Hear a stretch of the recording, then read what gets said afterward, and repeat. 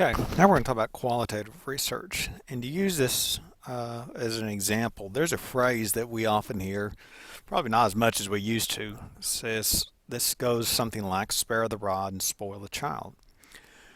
And generally what most people say that means is that if you spare the rod, meaning if you don't spank your kids, that you'll end up with a spoiled child.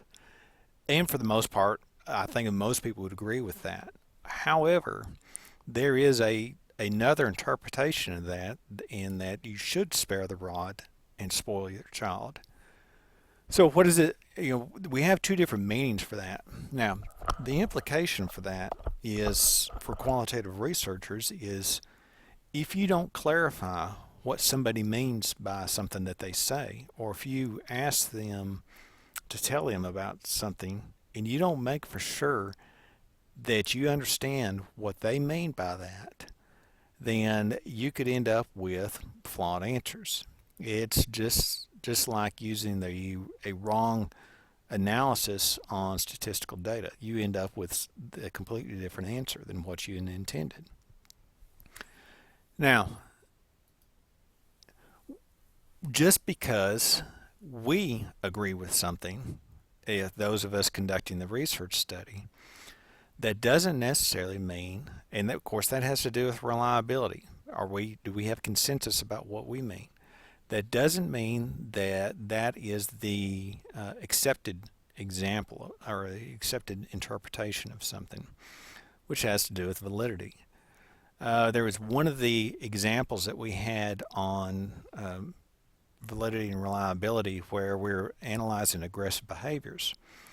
And we said that one of the problems with that was just because the researchers agree on what aggressive behavior is, which is reliability, that doesn't mean that that is considered to be valid in that that's not the what research considers to be an interpretation of that. So even qualitative research has issues with reliability and validity.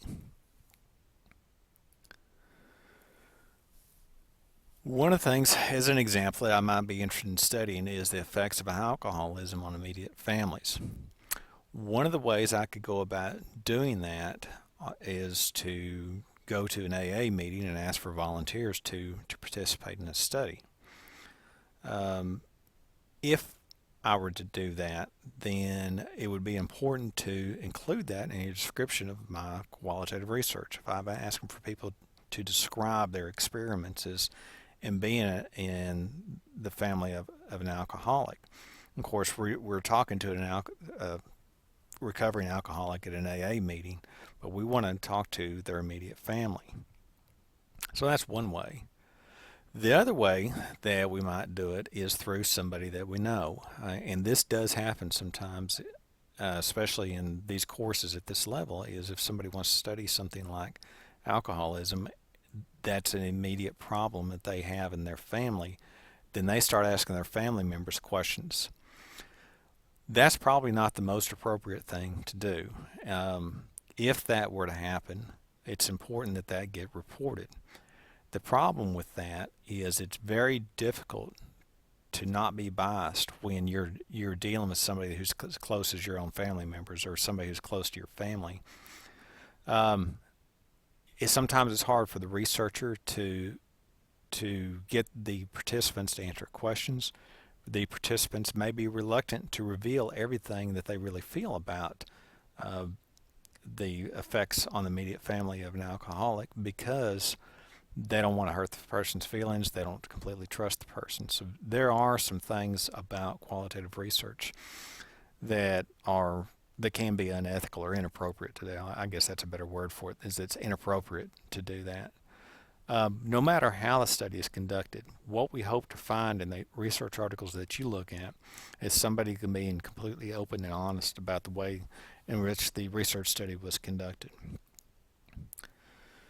The demographics in a qualitative research article, which you'll see in the discussion thread, is really, really important because if we're only dealing with a few participants, it's important that we have a very broad and in-depth understanding of who those participants are. A lot of the research studies that we've seen in counseling, a lot of the research studies we've seen in special education are based upon a one to a few participants. We get a very strong, in-depth understanding of who that person is. For example, if we were dealing with a student and looking for a behavior intervention model for a student that's identified with autism spectrum disorders, well, there's a broad range of autism spectrum disorders. And whether or not the strategy that they are using works depends upon a lot of very minor variables in terms of age, gender, socioeconomic background, home status of the parents, whether or not both parents are home, whether or not there's two adults in the house, the siblings, the characteristics of the siblings, the kind of school the kid goes to, the kind of teachers that kid has, because all those are variables that can impact whether or not a model for behavior intervention works, depending upon all these other things. So that's why it's important that qualitative research articles have very descriptive demographics. The other part of this is that generally what you'll see is the methodology and analysis of qualitative research is very, very descriptive. The methodology will be the longest part of a qualitative research article, because if you're conducting an intervention, it needs to be written in such a way that somebody else could replicate it. It's not like, well, in a quantitative research where we gave a group a set of surveys and we took them back. Qualitative research is much more extensive. If you're doing interventions, if you're doing interviews, you need to know everything about that so that you could replicate it if you needed to.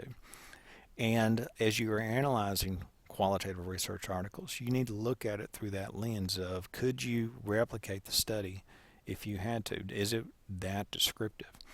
Because without that description, we can't know for sure how, if it's an intervention, how that intervention worked.